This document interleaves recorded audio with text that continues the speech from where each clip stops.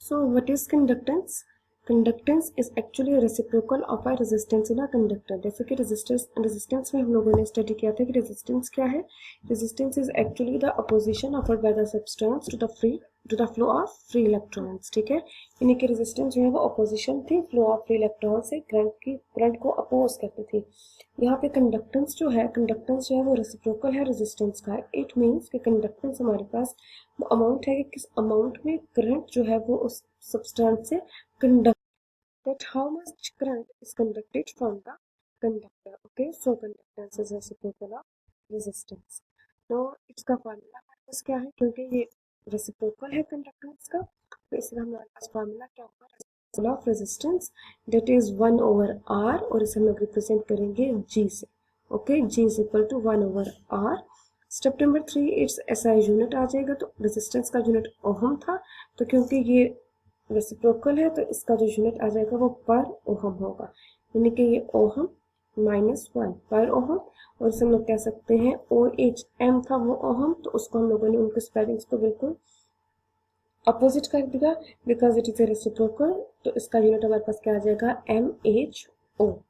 Okay, so next step पे इसकी diagram है. डायग्राम में अगेन उन्होंने बताया हुआ है कि length and cross sectional area उन्होंने मेंशन कर दिया हुआ है. Then what is conductivity? Conductivity, like conductance, is a reciprocal of resistance. So, similarly, conductivity is reciprocal of resistivity. Resistivity is a property of material that how much the material oppose or resist the current to flow or free electrons to flow. So, conductivity is also the property of material that how much current is conducted from the material. Okay. Resistance and conductance is characteristics of a material. Okay, and resistivity and conductivity are the property of the material. Okay, so remember the difference between them. Okay, so reciprocal of resistivity in a conductor is called conductivity. Similarly, अगर वो reciprocal है तो हमारे पास इसका formula भी क्या आ जाएगा, 1/ρ, क्योंकि रेजिस्टिविटी को रिप्रेजेंट करते थे रो से, तो यहाँ पे आ जाएगा 1/ρ, और कंडक्टिविटी को हम रिप्रेजेंट करेंगे सिग्मा से. Okay, sigma is equal to 1/ρ. Similarly जैसा हम लोगों ने कंडक्टेंस का यूनिट फाइंड किया, इसका यूनिट भी फाइंड करेंगे. रो का हमारे पास यूनिट क्या था, ओहम मीटर, तो इसका हमारे पास यूनिट क्या आ जाएगा, पर ओहम मीटर. ओके, सो MHOM, यानी कि ओहम की स्पेलिंग्स हम लोगों ने चेंज कर दी, MHO एंड M. So ये आपके पास है conductivity. So this question is also important for short questions. Okay, and MCQ, that unit of conductance आप लोगों को पता होना चाहिए, फार्मूला पता होना चाहिए conductivity and resistivity का. Okay, also one point here, this इसका यूनिट है वो पर ओहम और MHO है, और काफी से हम लोग सीमेंस भी कह सकते हैं. ठीक है, इसका यूनिट सीमेन भी है. कंडक्टिविटी का यूनिट क्या आ जाएगा, सीमेंस पर सीमेंस मीटर. ओके, सो ये याद रखिए आप. नेक्स्ट हम लोग स्टार्ट करते हैं effect of temperature. So students, effect of temperature on resistance, ये अगेन इंपॉर्टेंट क्वेश्चन है for long point of view. ठीक है, लॉन्ग क्वेश्चन के लिए ये बहुत इंपॉर्टेंट क्वेश्चन है. Effect of temperature on resistance, इसमें हम लोग फर्दर जो है वो स्टडी करेंगे टेम्परेचर कोएफिशिएंट. तो ये एक इसमें हम लोग डेरिवेशन करेंगे टेम्परेचर कोएफिशिएंट फाइंड करने के लिए. So this one is important question for long.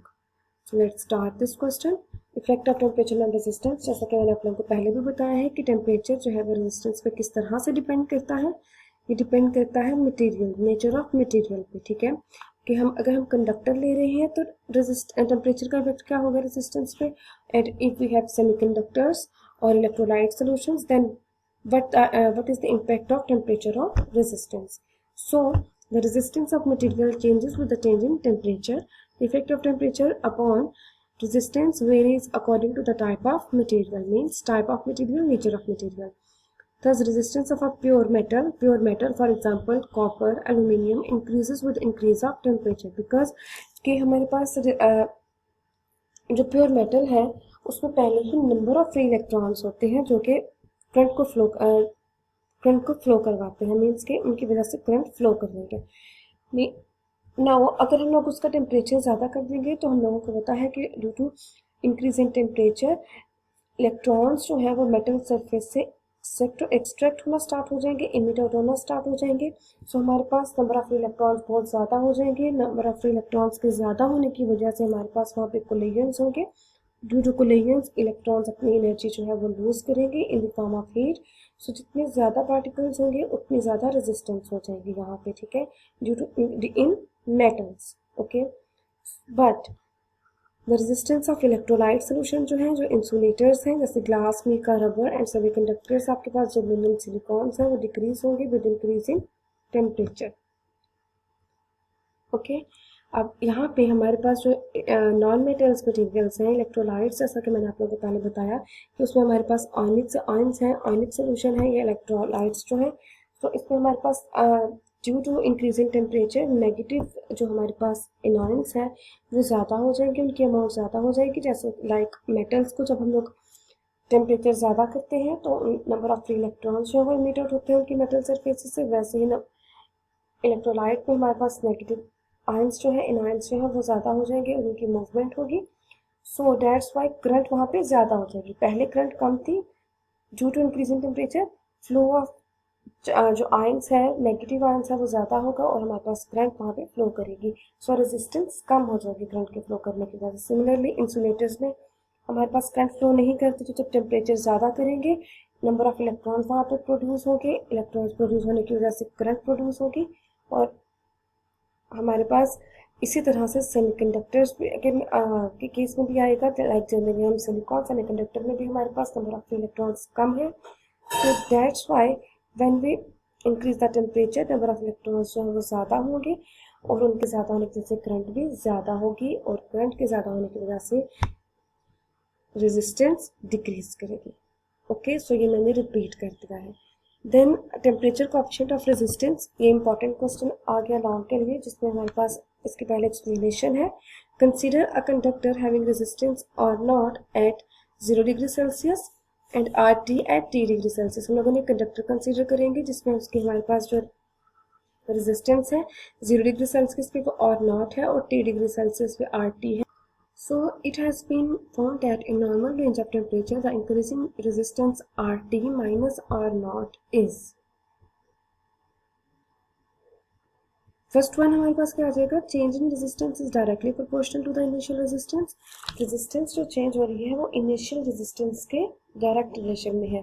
तो हम लोग क्या लिखेंगे इसे, RT minus R not that is change in resistance is directly proportional to initial resistance क्या थी, R not that is at 0 degree Celsius. Okay, so इसमें जो हमारे पास सेकेंड पॉइंट है वो क्या है, change in resistance is directly proportional to the rising temperature.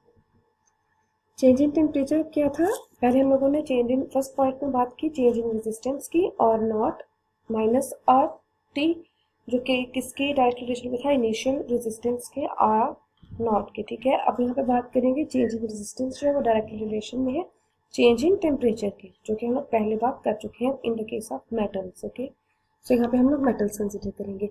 T degree Celsius minus 0 degree Celsius, तो इसे हम लोग लिख सकते हैं T degree Celsius. So that's why हम लोगों ने यहाँ पे RT minus R not is directly proportional to R not, जो हमारे पास इक्वेशन थी इसको हम लोगों ने रिप्लेस किया R नॉट को किससे, T से। ओके, मीन्स कि first of all first point में हम लोगों ने क्या कहा कि change in resistance directly relation में है इनिशियल रेजिस्टेंस में। सेकेंड पॉइंट में हम लोगों ने कहा कि change in resistance directly relation में है टेम्परेचर के। ओके, सो हमारे पास ये टेम्परेचर आ गया है डायरेक्ट रिलेशन टू टेम्परेचर।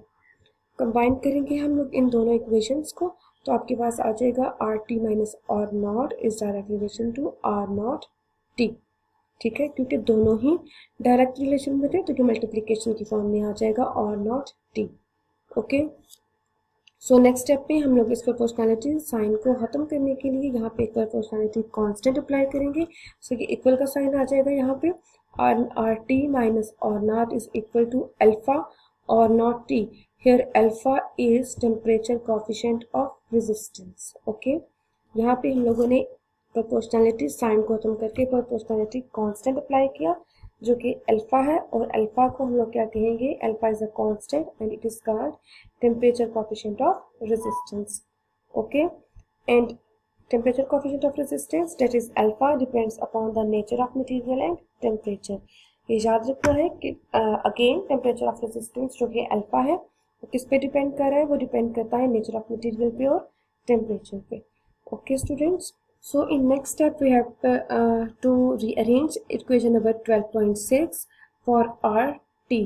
ठीक है, आर टी के लिए हम लोग इनके जो फाइनल रेजिस्टेंस है वो फाइंड करने के लिए हम लोग इस इक्वेशन को रीअरेंज करेंगे। सो आपके पास क्या आ जाएगा? R T is equal to R naught plus alpha R naught T. Okay, यानी कि पहले और नॉट जो है वो माइनस था, इक्वल के सेकेंड साइड पे जाकर हमारे पास क्या आ जाएगा? वो पॉजिटिव साइड आ जाएगी। R T is equal to R naught plus alpha R naught T. So R T is equal to R naught common लोगे तो आपके पास आंसर आएगा 1 प्लस अल्फा टी, जहाँ पे अल्फा की वैल्यू फाइंड करोगे R T minus R naught over R naught T. ठीक है, temperature coefficient of resistance is defined as increase in resistance per ohm, original resistance per degree rising temperature, इस तरह से भी डिफाइन कर सकते हैं। और the fractional change in resistance of a substance per kelvin is called temperature coefficient of resistance. ठीक है, तो टेम्परेचर कोएफिशिएंट यानी कि अल्फा के आपके पास दो तरह की डेफिनेशंस हैं, increase in resistance per ohm, ठीक है, तो original resistance per degree, rising temperature. Clear? या फिर सब लोग कर सकते हो फ्रैक्शनल चेंज, क्योंकि ये ओवर की फॉर्म में है, तो fractional change in resistance of a substance per Kelvin is called temperature coefficient of resistance. Okay, then आपके पास इसका यूनिट आएगा, तो unit of temperature coefficient of resistance is पर केल्विन। पर केल्विन हम लोगों ने इस इक्वेशन से इसका यूनिट फाइंड किया है। लाइक यहाँ पे देखो न्यूमरेटर में भी रेजिस्टेंस है और नीचे भी रेजिस्टेंस है। ठीक है, तो अगर रेजिस्टेंस से कैंसिल आउट हो जाए आपके पास जस्ट आ जाएगा 1/T। सो 1/T टेम्परेचर यहाँ पे केल्विन में है, सो पर केल्विन इसका यूनिट आ जाएगा। टाइप्स आपके पास ये इंपॉर्टेंट पॉइंट्स है। The resistance of metals increases with the rise in temperature, they have positive temperature coefficient of resistance. Again important for MCQ कि मेटल्स की रेजिस्टेंस जो है वो इंक्रीज होती है टेम्परेचर इंक्रीज करने से, so that's why they have positive temperature coefficient of resistance. And in contrast, the resistance of metal decreases with the resistance of not metals, the resistance of semiconductors, electrolytes means non-metals decreases with the rising temperature, so they have negative temperature coefficient of resistance. Metals के लिए positive temperature coefficient है और non-metals के लिए negative temperature coefficient है. Okay, so next topic is variation of resistivity with temperature. Resistivity किस तरह से change होगी temperature के change करने से. Okay. So now we find mathematical form of variation of resistivity with temperature. So हम लोग start करेंगे equation from this equation R is equal to rho L over A, जो कि हम लोगों ने factors के topic में find किया। R is equal to rho L over A। यहाँ पे जो total resistance है R at temperature T, not total resistance, this is final resistance means R at temperature T is equal to rho T L over A। और अगर हम initial resistance के लिए लिखेंगे R naught, तो यहाँ पे rho naught आ जाएगा। ठीक है, L over A। हम लोग इसे करेंगे इक्वेशन नंबर 12.8, जो कि अल्फा की इक्वेशन थी, टेम्परेचर कोएफिशिएंट ऑफ रेजिस्टेंस की इक्वेशन थी। Alpha is equal to R T minus R naught over R naught. तो आर नॉट की जगह हम ये वैल्यूज को पुट कर देंगे, आर टी और आर नॉट की वैल्यूज को, तो ये इस फॉर्म में आपके पास आ जाएगी। अगर आप यहाँ पे देखो तो न्यूमरेटर में एल ओवर ए कॉमन आ रहे हैं, तो डिनोमिनेटर में भी आपके पास एल ओवर ए है, सो ये कैंसिल आउट होकर आपके पास जो फाइनल फॉर्म आएगी वो है alpha is equal to rho T minus rho naught over rho naught. और इसे रीअरेंज करेंगे तो हमारे पास जो रेजिस्टिविटी की फॉर्म में, फाइनल रेजिस्टिविटी की फॉर्म में आंसर आएगा वो क्या आएगा? Rho T is equal to rho naught, यानी कि यहाँ पे रो नॉट डिवाइड हो रहा है तो उस साइड पे जाकर मल्टीप्लाई हो जाएगा, and 1 plus alpha T. So by rearranging this equation for R T rho T, तो आपके पास की फाइनल फॉर्म आ जाएगी rho T is equal to rho not 1 plus alpha T. तो ये आपके पास फाइनल इक्वेशन है, फाइनल फॉर्म है variation of resistivity with temperature. So इसका यूनिट भी आपके पास क्या है? Per Kelvin. Clear? So similarly temperature coefficient of resistivity जो है वो मेटल्स के लिए पॉजिटिव होगी और नेगेटिव किसके लिए होगी? Semiconductors, insulators. So students, it's enough for today lecture. I hope you understand the lecture. So thank you so much and Allah Hafiz. Stay blessed.